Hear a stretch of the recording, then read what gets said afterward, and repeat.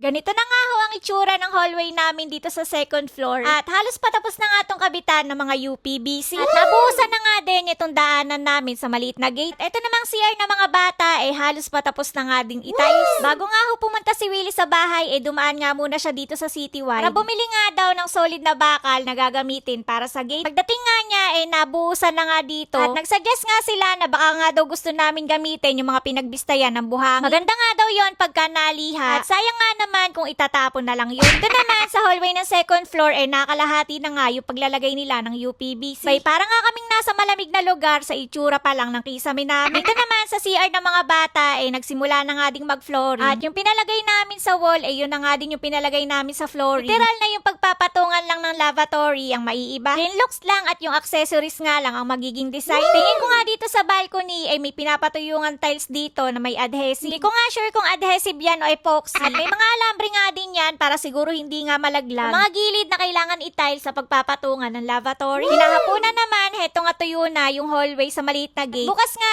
makikita na natin kung ano bang itsura neto pag nalihan na. Sabay-sabay nga nating abangan kung maganda ba ang kakalabasan. Mas mainam na i-tiles na lang din pati itong hallway. Ito naman sa may master's bathroom na waterproofing na nga. At parang pangalawang pahid na nga nila to dahil medyo basa pa nga ulit. Tapos i-tiles nga yung CR ng mga bata dito na nga ang susunod. Abay, kailangan nang matapos to para makapagsimula na nga kami ni Willie magpintura. Ito naman sa hallway ganito na nga ho ang itsura. Napakaganda nga ho neto lalo na sa personal. Naway bumagay nga din yung kulay ng SPC flooring na ipapalagay namin dito. Para naman tuloy-tuloy yung kilig ko at wala pa naman akong pinagsisisihan sa mga pinapagawa ko. Ito naman sa CR ng mga bata halos patapos na. At makikita nyo na nga kung maganda ba ang kakalabasan pag one tile lang ang ginamit. 60 by 60 nga din yung pinalagay namin sa flooring at wall. Para mas lalong magmukhang malaki at kaunti lang nilalagyan ng grout. Abay, katas ng Pinterest yard. Ito naman sa kwarto nila nanay meron na nga ding naglagay ng UPVC. At buhat nga kasi nung naulan nahinto nga sila sa paggawa ng gate. Kaya tinuloy-tuloy na nila yung pagkakabit ng mga UPVC. At yung mga kailangan pang gawin dito sa bahay tatapusin na nga muna nila. July 1 pa nga tong video ko na to kaya naman sobrang delay na talaga yung pag-upload ko. Sunod na nga ho kasi yung mga nilalakad namin ni Willie. At talaga namang nakakapagod kaya minsan hindi na ako nakakapag-upload. Hayaan nyo nga at pipilitin ko na araw-araw ulit makapag-upload. Para naman maging updated kayo ulit dito sa bahay na ipinapagawa namin. Kaunting tis na lang naman at malapit nang matapos to. At yung sa may barracks naman unti-unti na nga din namin ipapalinis. Para naman pag umiikot tong drone namin maganda na nga yung paligid ng bahay. Kaya hanggang dito nga ho muna ulit yung update ko sa inyo ngayong araw. Kaya naman, wag mo akong kakalimutang i-follow. Bukas na lang uli.